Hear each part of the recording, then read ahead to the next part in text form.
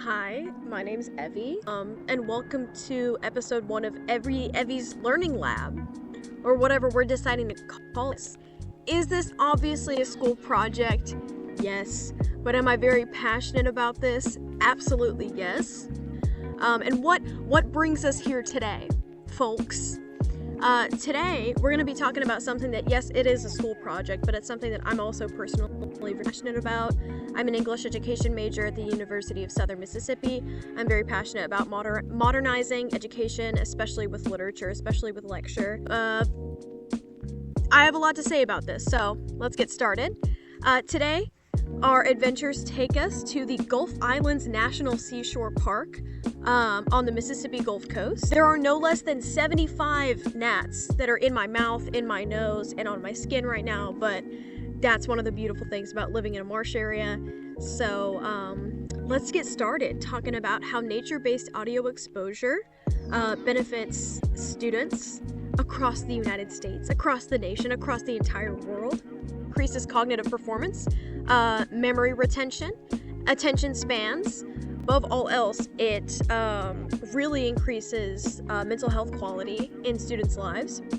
And when I say this, I just mean like listening to like acoustic noises that could be found in nature, like rain, listening to the waves hit the shore as another gnat flies down my throat. Just nature-based like ambiance. It also helps students who suffer from learning or cognitive disorders or mood disorders. So let's get started talking about why it's the coolest thing ever, and also we're going to be talking about how bringing in nature-based audio into a classroom setting is not only extremely beneficial, but it's also free. In most cases, it is completely free. All right, let's get started with how cool this is. All right. Over the past month or so, I conducted this huge research paper assignment for a class, and one of the first studies that stood out to me that I was really referencing throughout this entire project was one that was a 2023 study done by these beautiful, amazing Italian researchers. I'm going to butcher these names, please forgive me. Matteo Pellegatti, Chiara Winston, Simone Torrison, Francesco Bibach, and Nicola Prodi. They undertook this research work on the effects of acoustic exposure of natural audios on student cognitive performance and on test scores, and how it affected test scores. Up until this research work was done, most of different research on classroom ambiance and how it affected test scores were about how city-based ambiance like traffic, talking, construction, how all of this affected student performance, and there wasn't almost any research done that was on just the audio exposure and how that impacted test performance on students.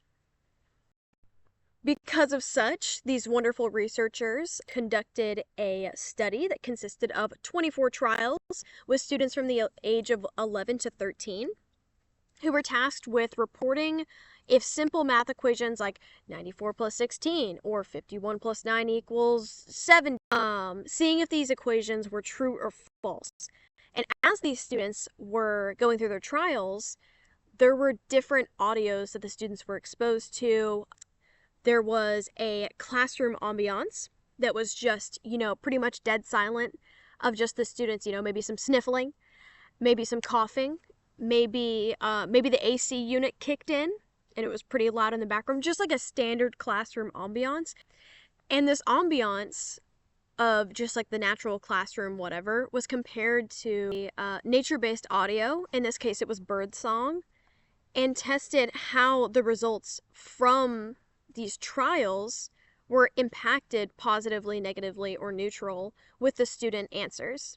Students tested more accurately whenever the students had this nature-based audio. The one that was used in the trial that was absolutely torn apart and put into beautiful detail was birdsong. And after the students finished testing, there was a questionnaire they filled out. They said they enjoyed it much more.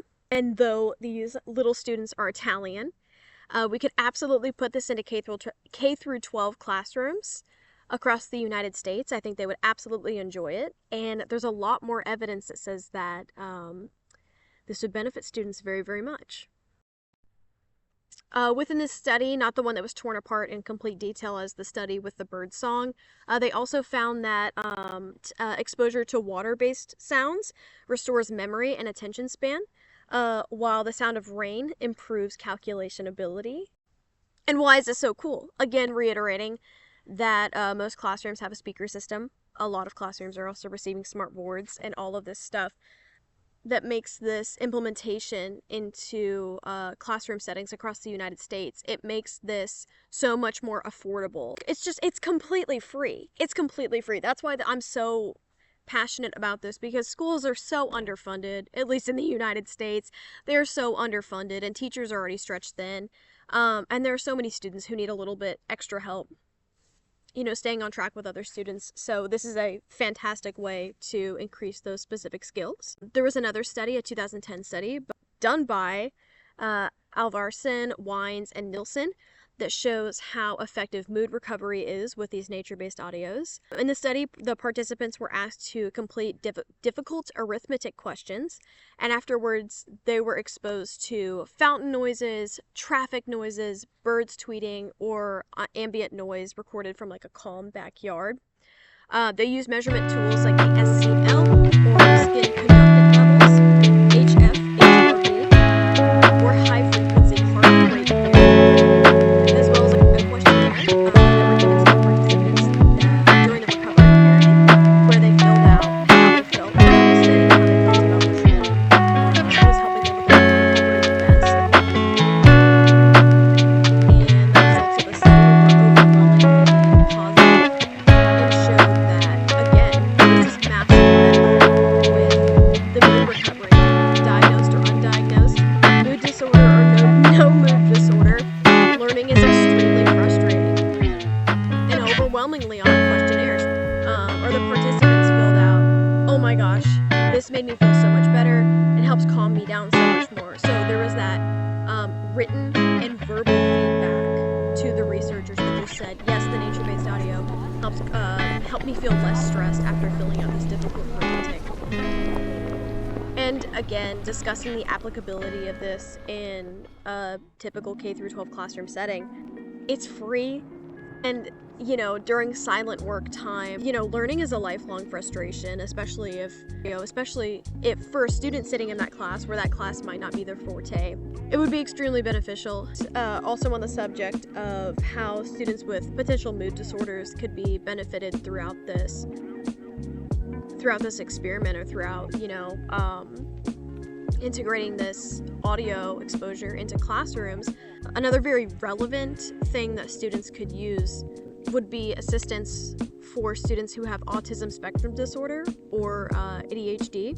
A study that was conducted by the CDC found that 1 in 31 children at the age of 8 are positively diagnosed with autism spectrum disorder. And 1 in 31, that's about one student in the average American classroom size. So of course, that report was only done for children by the age of 8.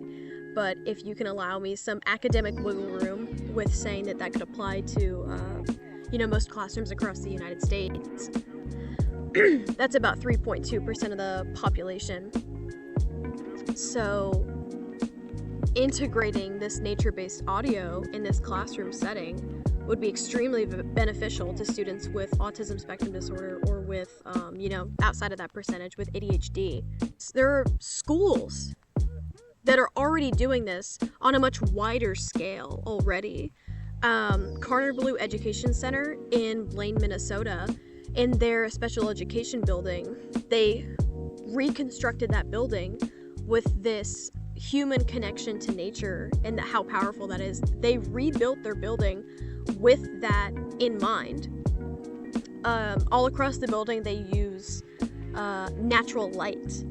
But the crown jewel of those buildings is that they have sensory rooms where students are able to control which sounds or noises are found in nature, and that allows them sensory modifications that fit best with them.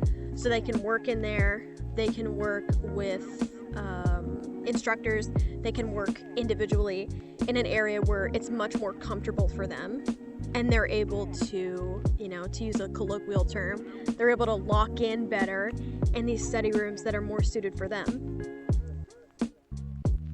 Again, reiterating, I don't expect, a widespread tearing down of buildings all across the United States because they want to rebuild these with natural light in mind, because they want to build these with the specific study rooms in mind. They don't exactly have a university budget where they'd be able to do that.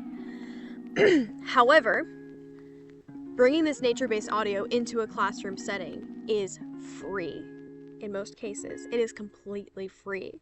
Allowing students choice over this audio, I think, would make them much more comfortable as well in a classroom setting. It would build the relationship that the student has with the instructor. And it would make the students excited to sit down and be like, okay, are we going to do rain? Are we going to do fountain noises? Are we going to do thunderstorm? Are we going to do, they have more agency over the atmosphere within their classroom, which is going to make them more comfortable, which should, as research shows, should benefit them in cognitive performance. And the last study that I'll cite today is one that was done on university-age students. The study was conducted by, again, these are Chinese names, I'm so sorry, I'm going to do my best. Zhuotong Luo, Minhong Wang, and Ling Chen. They all conducted a study with 71 university students in Southeast China. They used a group of 35 students as the control for the group.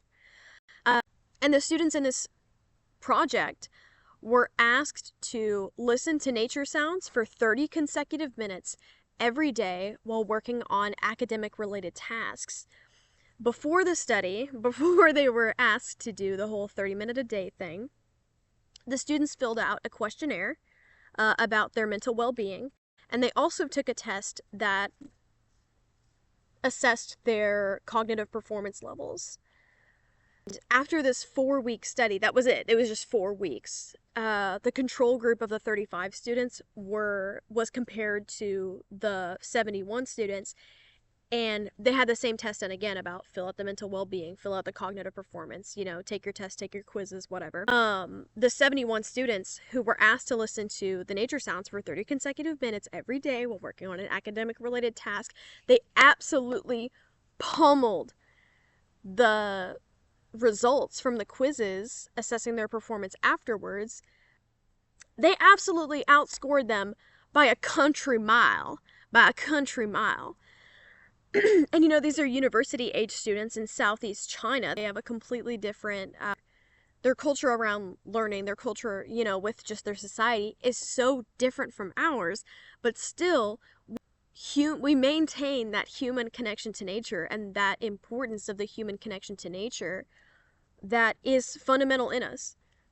Having this connection with nature, even if it's only a nature-based audio, is extremely beneficial to students, whether they're 4 years old, 21 years old, like, I'm sure some of those university students were, or you're 105 years old. This is something, and this is why I'm so passionate about this. It's great for you, and it's free. It's free. You don't have to do it if you're a student. But, again, reiterating my point from the beginning, we live in this era now where students are being tasked with more and more and more work. We're in a recession. And students are being tasked with more and more online work, and the world is getting scarier and scarier to go out in. And, obviously we have the social media presence that's causing more anxiety and causing, worse mental health conditions with students across the United States, which is where the majority of my study wanted to focus on, because that's the school system that I'm most familiar with.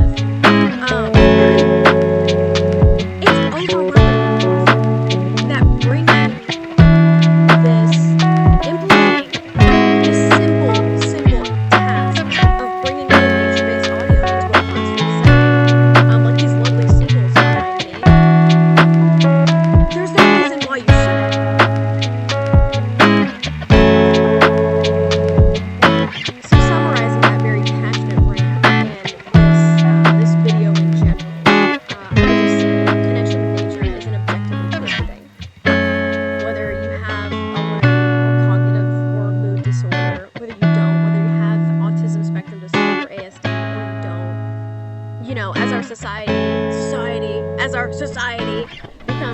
more busy and more alienated. We're losing this connection with nature that is so essential to just who we are as Homo sapiens.